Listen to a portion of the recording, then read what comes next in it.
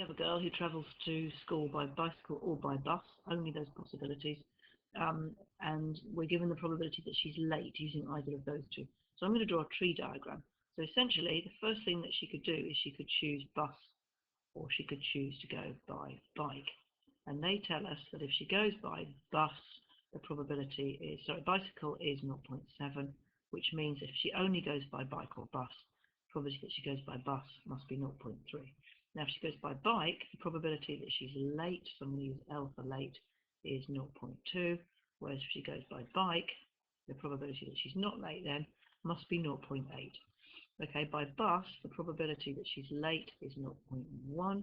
The probability that she's not late then must be 0.9.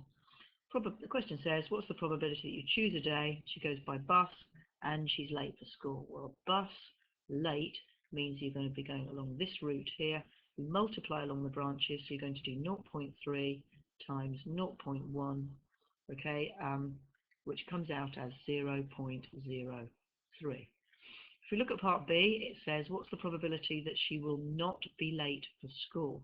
Now, she can not be late for school in two different ways. She can either go by bus and not be late, or she could go by bike and not be late. So we've got to actually work out each of those. Okay, if we look at bus and not being late, well, that's, again, multiplying along the branches, 0.3 times 0.9, which is 0.27. Going by bike and not being late, well, that's 0.7 times 0.8, which comes out as 0.56. Now, it's an either-or situation. Either she goes by bus and isn't late, or she goes by bike and isn't late. So we're going to add these two probabilities together, because in probability language, or always means add. Add those two probabilities together, and we get 0.83. That's the answer to part B.